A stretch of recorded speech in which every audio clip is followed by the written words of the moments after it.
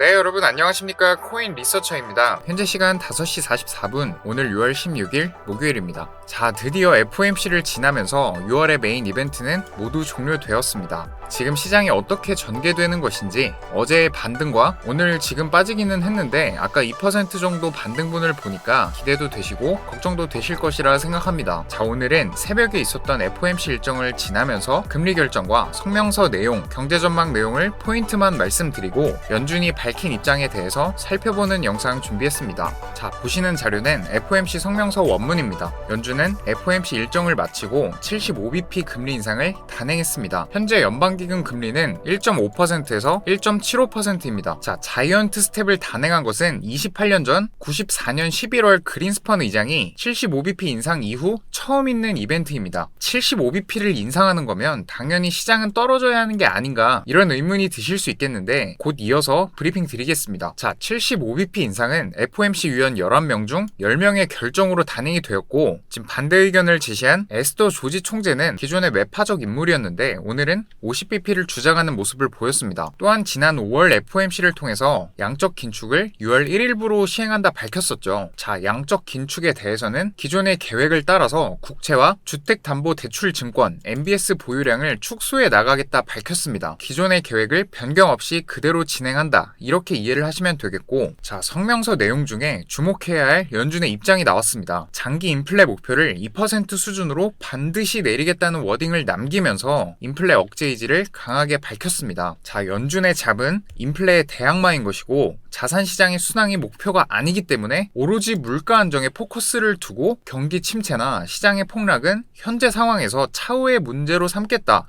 이런 입장을 분명히 한 것이죠. 자, 비트코인 차트를 보시면 바이낸스 일봉 차트입니다. 어제 75bp 금리 인상이 발표되면서 발표와 동시에 3시부터 쭉 하락하는 흐름을 보이다가 2만 달러를 깨지는 않고 지지받고 올려주면서 양봉을 띄우는 흐름으로 22.5K 부근에서 종가 마감해줬습니다. 자, 이어서 지금 하락을 오늘도 이어가고 있는데 차트적으로는 여전히 이렇게 거래량이 터진 음봉 뒤로 거래량이 줄어들면서 바닥을 만드는 모습을 보이고 있지 않기 때문에 반등을 하더라도 이때처럼 멍거빔 때와 같이 추가적인 하락분을 보일 수 있겠습니다. 그리고 지금 캔들 패턴을 보시면 고가놀이의 반대 경우를 형성을 하고 있는데 장대 음봉 옆으로 고점을 높이지 못하면서 횡보를 이어가게 된다면 추가적인 하락을 불러올 수 있는 캔들 패턴을 만들고 있습니다. 자, 어제 금리 결정 이후에 20K까지 떨어졌다가 이렇게 거래량이 붙으면서 양봉으로 마감을 했습니다. 자, 증시와 비트코인 시장이 75bp 인상에도 불구하고 상승을 했던 이유는 어제 영상에서도 말씀드렸지만 월 저널의 기사와 함께 하루 만에 75bp 인상이 컨센서스로 바뀌었습니다. 그리고 CPI 발표 이후 지금 치솟는 인플레이션이 너무 심각한 수준이라는 인식이 이미 시장에 전제가 되어 있기 때문에 100bp가 아니다, 이런 이유도 어느 정도 작용을 했다고 볼 수 있고, 오히려 50bp가 인상이 되었었다면 인플레 우려를 키우는 격이 돼서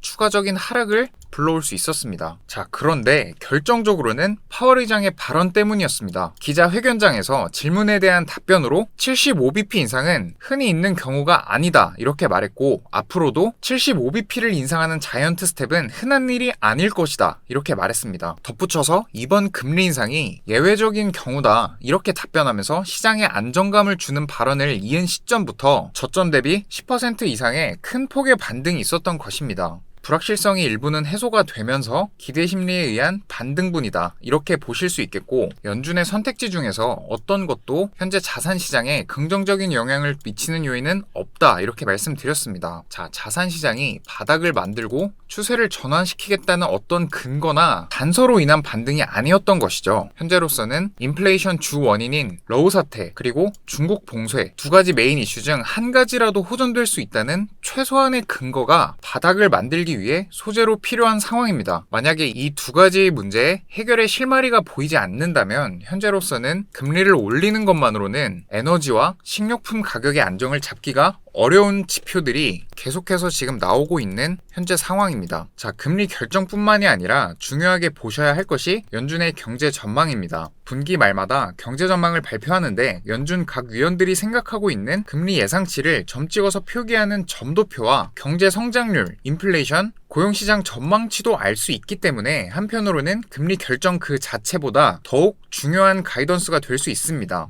자, 결론만 말씀드리자면 연준에서 중요하게 생각한다 말씀드렸던 개인 소비 지출 PCE는 예상치보다 높은 수치가 전망이 되었고, 강도 높은 양적 긴축을 통해서 내년과 내후년 2%대까지 줄일 수 있다는 전망을 내놓고 있고, 수요를 줄이면 인플레이션은 잡힌다는 입장을 보였습니다. 자, 그리고 연준 위원들은 24년까지 중립금리 수준을 대폭 상향해야 한다는 것에 의견을 모았습니다. 자, 지난 FOMC 점도표에서는 이 부분이 2에서 3%인데 이 부분의 수치가 대부분이었고 1.5%를 전망하는 위원도 있었습니다. 자, 하지만 지금은 기준금리가 3%에서 4%까지 인상되어야 한다는 것에 모든 연준 위원들이 의견을 모은 것입니다. 자, 금리가 올라간다는 것은 투자시장, 자산시장에 긍정적이지 않다는 의미가 되는데, 자, 75bp 인상에도 불구하고 반등을 보였다는 것은 그만큼 선반영되고 있고 감당할 수 있다는 모습을 보였다, 이렇게도 볼 수 있는 것이죠. 자, 그 밖에도 파월 또한 중립금리를